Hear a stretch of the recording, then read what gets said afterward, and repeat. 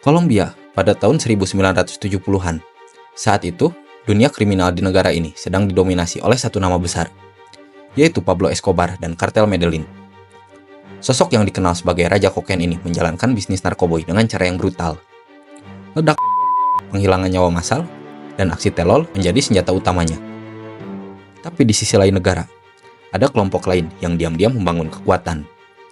Mereka bukan sekedar pesaing biasa. Mereka adalah orang-orang cerdas yang menjalankan bisnis narkoboy seperti sebuah perusahaan multinasional. Nama mereka adalah Kartel Cali.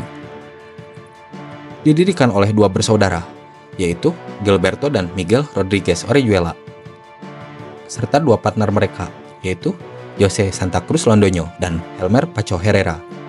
Cali Kartel lahir bukan dari kekerasan brutal seperti kartel Medellin, melainkan melalui kecerdikan, strategi, dan jaringan bisnis yang luas. Mereka tidak hanya mengandalkan senjata, tetapi juga manipulasi politik, suap, dan infiltrasi ke dalam institusi pemerintahan. Awalnya, Cali Kartel bukanlah sindikat narkoboy besar seperti yang kita kenal sekarang. Mereka memulai bisnis mereka dari usaha kecil-kecilan di Cali, sebuah kota yang terletak di barat daya Kolombia. Kota ini lebih dikenal dengan industri dan kehidupan sosial yang berkembang, jauh dari kekacauan yang sering terjadi di Medellin. Pada dekade tahun 1970-an, kartel Cali terlibat dalam penyelundupan barang-barang ilegal seperti rokok dan elektronik. Bisnis ini berjalan dengan cukup baik, tetapi mereka segera menyadari bahwa keuntungan terbesar ada di perdagangan narkoboy.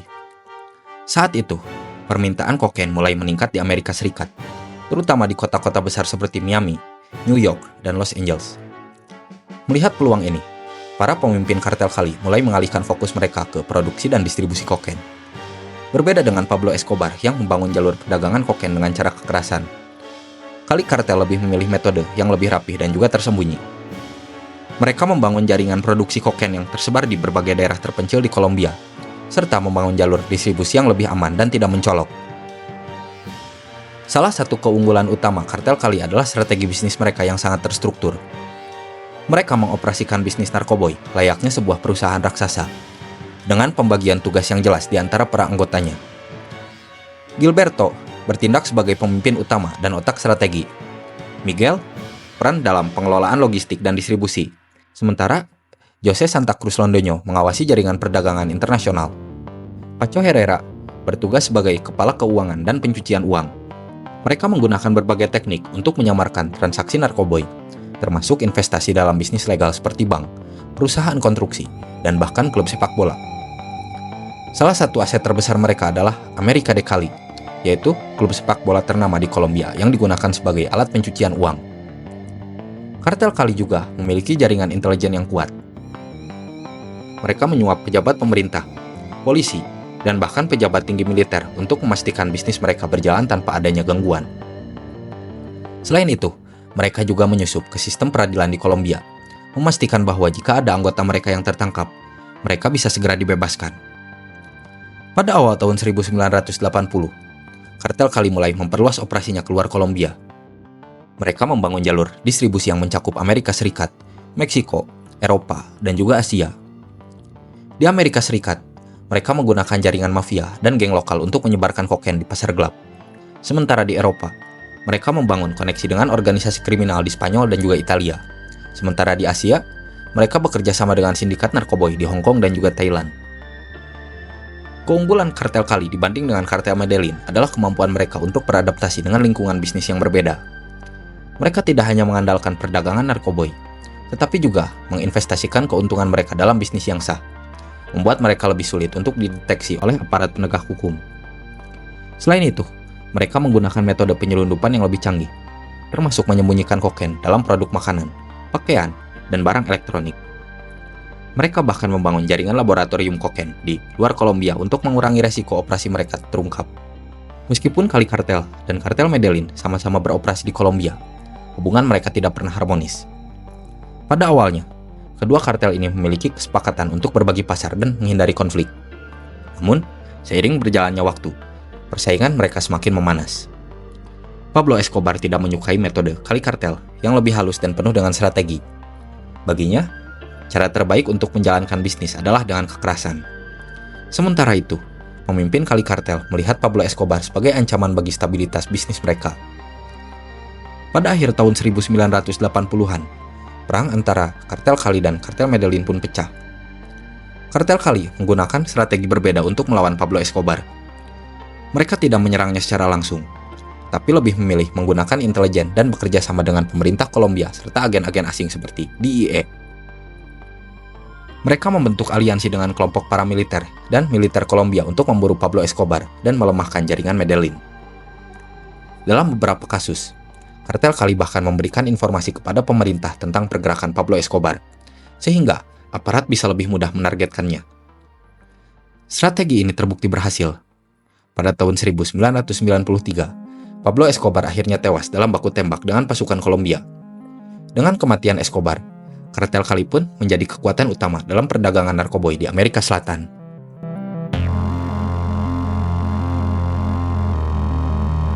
Setelah runtuhnya kartel Medellin, kartel Cali mencapai puncak kejayaannya. Mereka mengendalikan lebih dari 80% perdagangan kokain di dunia, menghasilkan miliaran dolar setiap tahunnya. Mereka memiliki jaringan bisnis yang luas, menyusup ke dalam berbagai institusi pemerintahan, dan bahkan memiliki pengaruh di dunia politik Kolombia. Namun, seperti kata pepatah lama yang mengatakan, semakin tinggi pohon, semakin kencang angin menerpa. Dengan semakin besarnya kekuatan kartel Cali, tekanan dari pemerintah Kolombia dan Amerika Serikat pun semakin membesar.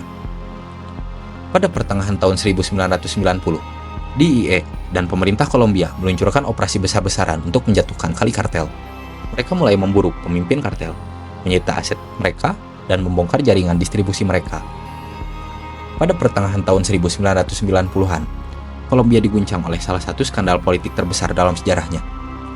Skandal yang mengungkap hubungan antara kartel Cali dan pemerintah Kolombia, termasuk tuduhan bahwa Presiden Ernesto Samper menerima dana kampanye dari kartel narkoboy. Ini bukan sekedar isu biasa, melainkan bom politik yang mengguncang negeri hingga ke akar-akarnya. Setelah kejatuhan kartel Medellin, kartel Cali menjadi kekuatan utama dalam perdagangan narkoboy. Namun, mereka memilih jalan yang berbeda dari Pablo Escobar. Kartel Cali menggunakan strategi yang sangat cerdik. Mereka tidak hanya menyuap polisi dan militer, tetapi juga menargetkan para politisi tingkat tinggi. Dengan uang yang mereka hasilkan dari perdagangan kokain, mereka menyalurkan dana ke berbagai kampanye politik, memastikan bahwa mereka memiliki koneksi kuat di dalam pemerintahan. Salah satu puncak dari strategi ini adalah Pilpres Kolombia tahun 1994, di mana kandidat Ernesto Samper dituduh menerima dana kampanye dari kartel Cali. Tuduhan ini pertama kali muncul setelah sebuah rekaman suara bocor ke media, di mana anggota kartel membahas sumbangan besar untuk kampanye Ernesto Samper. Pada tahun 1995, skandal ini mencapai puncaknya dengan apa yang disebut sebagai Proseso 8000 atau Kasus 8000. Nama ini diambil dari nomor dokumen resmi investigasi yang mengungkap bahwa kartel Cali menyumbang sekitar 6 juta dolar Amerika Serikat ke kampanye Ernesto Samper. Bocornya rekaman dan dokumen terkait memicu kemarahan publik dan tekanan dari komunitas internasional. Amerika Serikat yang selama ini bekerja sama dengan Kolombia dalam perang melawan narkoboy, menghentikan bantuannya ke pemerintahan Ernesto Samper dan mendesak penyelidikan lebih lanjut. Di tengah badai skandal ini, Presiden Ernesto Samper membantah semua tuduhan. Dia bersikeras bahwa dia tidak mengetahui bahwa dana dari Cali Kartel masuk ke dalam kampanyenya. Namun, banyak pejabat di pemerintahan Kolombia yang mulai berbalik melawan Ernesto Samper. Beberapa pejabat tinggi, termasuk Menteri Pertahanan, yaitu Fernando Botero, mengakui bahwa dana dari kartel Cali memang masuk ke dalam kampanye presiden. Kesaksian ini semakin memperburuk situasi Samper, membuatnya semakin sulit untuk mempertahankan legitimasinya sebagai presiden. Pemerintah Amerika Serikat mengambil langkah drastis terhadap skandal ini. Mereka menarik visa Presiden Samper, sebuah tindakan yang secara simbolis menunjukkan bahwa Washington tidak lagi mengakui kepemimpinannya.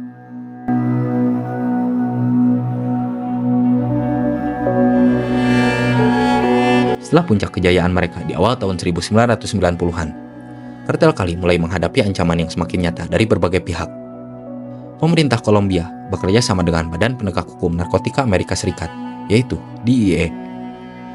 DIE mulai menggencarkan operasi besar-besaran untuk menumbangkan kelompok ini. Tidak hanya itu, tekanan internasional juga meningkat akibat skandal politik yang mengaitkan Presiden Samper dengan dana kampanye yang diduga berasal dari kartel ini. Semua ini menjadi titik awal dari runtuhnya salah satu organisasi kriminal paling berbahaya di dunia. Pemerintah Kolombia dan Amerika Serikat menyadari bahwa pendekatan yang digunakan untuk menumbangkan kartel Medellin tidak efektif jika diterapkan kepada kali kartel. Berbeda dengan kartel Medellin yang dipimpin dengan tangan besi oleh Pablo Escobar, kartel Cali lebih terstruktur dan dijalankan layaknya sebuah perusahaan multinasional. Mereka tidak hanya mengandalkan kekerasan, tetapi juga strategi bisnis yang rumit, jaringan keuangan global, dan infiltrasi ke dalam berbagai institusi pemerintahan.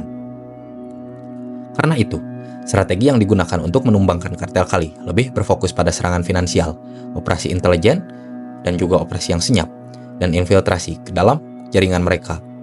Ini melibatkan operasi rahasia, penyadapan komunikasi, dan penyuapan informan, serta tekanan politik. Pada tahun 1995, DIE dan kepolisian Kolombia meluncurkan Operation Milenio, yaitu sebuah operasi skala besar yang bertujuan untuk menangkap pemimpin utama kartel Cali. Operasi ini dilakukan dengan kerjasama antara pemerintah Kolombia, Interpol, serta badan penegak hukum dari Amerika Serikat dan beberapa negara Eropa. Berbeda dengan pengejaran Escobar yang berlangsung dalam baku tembak yang sengit, operasi terhadap kartel Cali lebih mengandalkan penyadapan, kerjasama dengan informan, serta strategi hukum dan juga ekonomi. Serangkaian penangkapan ini mulai terjadi pada pertengahan tahun 1995. Gilberto Rodriguez Orejuela yang dikenal sebagai El Ajedrecista atau seorang pemain catur yang menjadi target utama. Polisi Kolombia akhirnya berhasil menangkapnya pada bulan Juni tahun 1995 di persembunyiannya di Cali. Kemudian penangkapan selanjutnya yaitu Miguel Rodriguez Orejuela, yaitu adik dari Gilberto sekaligus salah satu pemimpin utama, berhasil ditangkap beberapa bulan kemudian pada bulan Agustus tahun 1995. Kemudian Jape Santa Cruz Londoño, salah satu pemimpin paling berpengaruh dalam kartel, juga ditangkap. Namun, ia berhasil melarikan diri dari pengejaran pada tahun 1996, sebelum akhirnya tewas dalam baku tembak dengan sebuah kelompok yang bernama Los Pepes. Kemudian, Helmer Pacho Herrera, pemimpin keuangan dan jaringan distribusi internasional kartel Cali, menyerahkan diri kepada pihak berwenang pada September tahun 1996. Namun, ia akhirnya dihilangkan nyawanya di penjara oleh seorang pembunuh bayaran pada tahun 1998. Keberhasilan ini bukan karena upaya aparat penegak hukum, tetapi juga karena adanya perpecahan internal dalam kartel Cali sendiri. Dengan pemimpin utama mereka yang ditangkap satu persatu, organisasi ini mulai kehilangan kendali atas jaringan bisnisnya, serta mengalami pukulan finansial yang besar. Selain operasi militer dan penegakan hukum, tekanan ekonomi juga menjadi faktor penting dalam kejatuhan kartel Cali. Pemerintah Kolombia dan Amerika Serikat bekerja sama untuk membekukan aset-aset finansial kartel yang tersebar di berbagai negara. Bank-bank yang sebelumnya digunakan untuk pencucian uang mulai diperiksa, bisnis-bisnis legal yang terkait dengan kartel tutup, dan jalur perdagangan narkoba mereka terganggu oleh serangkaian operasi penggerebekan. Tekanan dari Amerika Serikat semakin kuat setelah bukti keterlibatan Presiden Kolombia dalam skandal narkoba terungkap. Washington mulai menekan pemerintah Kolombia untuk lebih serius menangani kasus ini, termasuk dengan ancaman pemotongan bantuan ekonomi dan militer jika negara tersebut tidak menunjukkan upaya nyata dalam memberantas perdagangan narkoba. Dengan hilangnya pemimpin utama mereka, kartel Cali tidak lagi memiliki arah yang jelas. Sisa-sisa organisasi mereka mencoba bertahan dengan cara beradaptasi dan membentuk kelompok-kelompok yang lebih kecil. Namun, mereka tidak lagi memiliki kontrol atas jalur distribusi narkoba seperti sebelumnya. Tanpa kepemimpinan yang kuat, mereka mulai kehilangan dominasi pasar narkoba internasional. Pada akhir tahun 1990-an, kartel Cali secara resmi dianggap hancur. Beberapa mantan anggotanya bergabung dengan kartel lain atau mencoba masuk ke dalam dunia bisnis legal. Namun, banyak di antara mereka yang akhirnya ditangkap atau terbunuh dalam berbagai operasi penegakan hukum.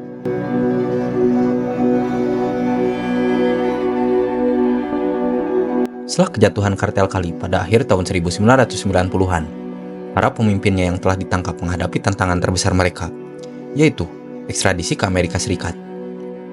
Pemerintah Amerika Serikat, yang selama ini menjadi korban utama dari perdagangan narkoba yang dilakukan oleh kartel ini, tidak ingin membiarkan mereka hanya menjalani hukuman ringan di Kolombia. Upaya ekstradisi ini bukan sekedar tindakan hukum, tetapi juga bagian dari strategi besar untuk memastikan bahwa jaringan kartel Cali benar-benar hancur. Sejak awal, pemimpin kartel Cali menolak ekstradisi dengan segala cara. Mereka memahami bahwa sistem peradilan di Kolombia masih memiliki celah yang bisa mereka manfaatkan. baik melalui suap maupun tekanan politik. Sementara itu, jika mereka dikirim ke Amerika Serikat, kecil kemungkinan mereka bisa keluar dari penjara atau mendapatkan hukuman yang lebih ringan. Kolombia sendiri memiliki sejarah panjang dalam menolak ekstradisi warganya ke Amerika Serikat, terutama karena tekanan dari kartel narkoboy. Pada masa Pablo Escobar, kartel Medellin bahkan melancarkan kampanye teror untuk menekan pemerintah agar menghapus kebijakan ekstradisi. Meskipun Escobar telah mati dan Medellin telah runtuh, pengaruh kartel dalam dunia politik Kolombia masih terasa kuat. Pada awalnya, para pemimpin kali kartel seperti Gilberto dan juga Miguel Rodriguez dijatuhi hukuman di Kolombia. Mereka berpikir bahwa dengan menjalani hukuman di negaranya sendiri, mereka masih bisa mempertahankan jaringan bisnis dan hubungan mereka dengan dunia luar. Namun, tekanan dari Amerika Serikat terus meningkat. Pemerintah Amerika Serikat tidak tinggal diam. Mereka terus menekan Kolombia untuk mengekstradisi para pemimpin kali kartel dengan berbagai cara, termasuk melalui tekanan diplomatik dan ancaman pemotongan bantuan militer serta ekonomi. Amerika Serikat juga menggunakan jalur hukum untuk membangun kasus yang kuat, dengan bukti perdagangan narkoboy dalam jumlah yang besar yang melibatkan kartel ini. Pada tahun 1997, Kongres Kolombia akhirnya menyetujui kembali kebijakan ekstradisi, meskipun masih ada perlawanan dari berbagai pihak. Perubahan ini membuka jalan bagi proses hukum terhadap para pemimpin kartel kali di Amerika Serikat. Namun, eksekusi ekstradisi ini tidak bisa dilakukan secara langsung. Para pemimpin kartel menggunakan berbagai trik hukum untuk menunda proses ini, termasuk dengan mengajukan banding dan mengklaim bahwa mereka harus menyelesaikan hukuman mereka di Kolombia terlebih dahulu. Tekanan internasional terus meningkat, dan akhirnya pada tahun 2004, Gilberto menjadi pemimpin pertama kartel kali yang diekstradisi ke Amerika Serikat. Dengan diekstradisinya Gilberto ke Amerika Serikat, menjadi simbol berakhirnya salah satu dinasti narkoboy terbesar dalam sejarah. Tidak lama setelah itu, pada tahun 2005, Miguel Rodriguez Orejuela juga diekstradisi ke Amerika Serikat. Keduanya menghadapi berbagai dakwaan, termasuk penyelundupan narkoboy dalam jumlah besar, pencucian uang, serta konspirasi kejahatan internasional. Di pengadilan Amerika Serikat, keduanya akhirnya mengaku bersalah atas dakwaan perdagangan narkoboy sebagai bagian dari perjanjian dengan jaksa untuk mengurangi hukuman terhadap anggota keluarga mereka. Mereka dijatuhi hukuman 30 tahun penjara dan dikirim ke fasilitas dengan keamanan maksimum di Amerika Serikat. Dengan ekstradisi dan pemenjaraan pemimpin utama mereka, kartel kali secara resmi berakhir. Meskipun kartel kali telah lenyap, warisan mereka masih bertahan dalam bentuk jaringan kejahatan modern yang lebih terorganisir dan juga tersembunyi. Banyak metode pencucian uang dan penyelundupan mereka menjadi model bagi kartel-kartel lain di Amerika Selatan dan bahkan kelompok kriminal di Asia dan juga Eropa. Ekstradisi pemimpin kali kartel ke Amerika Serikat menandai akhir dari era kartel narkoboy Kolombia yang menguasai perdagangan kokain dunia. Namun, perang narkoboy tidak benar-benar berakhir. Seiring berjalannya waktu, kekuatan berpindah ke Meksiko, di mana kartel-kartel baru seperti kartel Sinaloa dan CJNG mengambil alih peran yang sebelumnya dimainkan oleh Medellin dan juga Cali. Hari ini, Gilberto dan Miguel menjalani hukuman mereka di Amerika Serikat, dan kartel Cali kini hanya tinggal sejarah. Tapi satu hal yang pasti, perang melawan narkoboy masih terus berlanjut, hanya dengan wajah dan strategi yang berbeda.